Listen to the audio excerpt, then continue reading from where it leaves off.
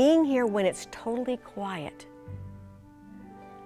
it's as though you can hear the voices of those people who have been here before. This was the first place, the first theater I ever saw musical theater in, or any kind of theater in. So this is literally the home, the birthplace for my career now as an actor and as a director. Coming here and all of a sudden, I am the 7th grader in the presence of these phenom actors. It was really exciting. And then it's time to come to the theater, and it's the Marjorie Luke Theater. And one student said, "Oh, I love it here, Miss Rosalina. I want to live here."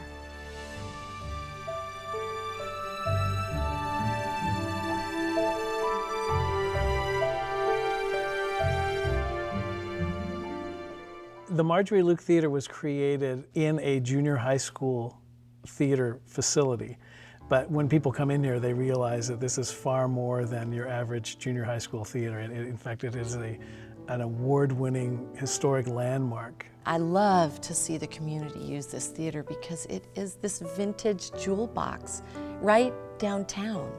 It's beautiful. I mean, I think we're all extremely proud of this theater. We share this space with the school and all the school activities, as well as with the community. In fact, over 145 groups in Greater Santa Barbara call the Luke home for music, dance, theater, film, special events, benefit events.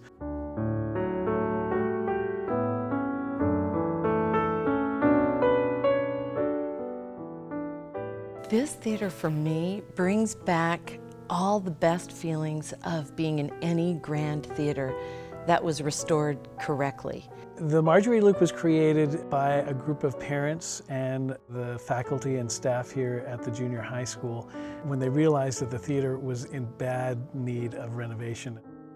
We used Measure V funds as well as private donations and foundation money and individual donors. Anthony Edwards was our lead donor, and the Bryan family was also a lead donor to create the Bryan Family Foyer.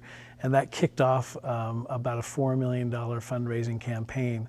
The Luke has remained true to the Spanish colonial revival architectural style of the school in which it resides. I could sit here and just before the show starts, not even talk and just look at the detail. It's great. When we did the renovation at the Luke, we basically gutted the building in terms of all of its technical aspects, but we put in all new electrical wiring, brought in a completely new fly system, lighting system, lighting boards, sound board, sound equipment, speakers. So no matter where you sit in the Luke, whether you're in the balcony or downstairs, you get perfect sound. And I think when people come into this theater, I think they're blown away just by the lobby.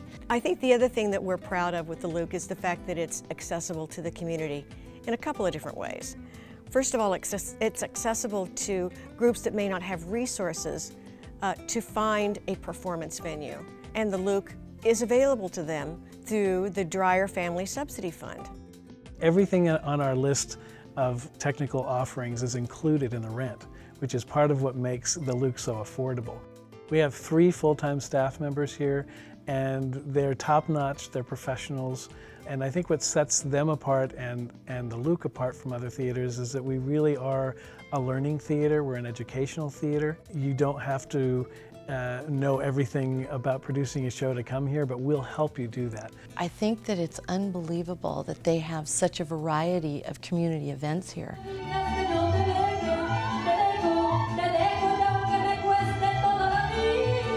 The Viva El Arte series is a free family series that reaches over 20,000 people in our community every year with artists from Latin America and from the United States. It's one of the most vibrant, impactful programs that we have here at the Luke.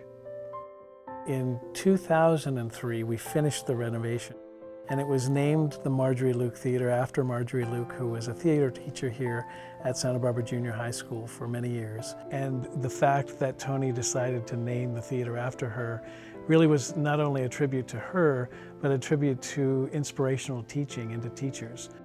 All this rich talent that she fostered, you know, made them feel like they had a gift that they needed to nourish, and they did.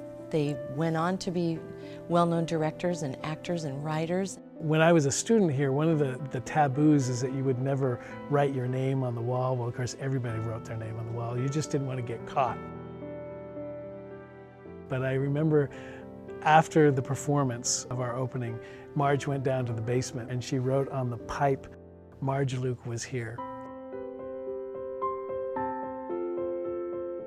I would love for the legacy of the Luke to be a beacon of hope and light to encourage young people to follow their passion. This was a second home to so many of us here, so now to be coming back with our families, it just feels great. It feels, again, just such a sense of pride. The memories of this theater will go on and on.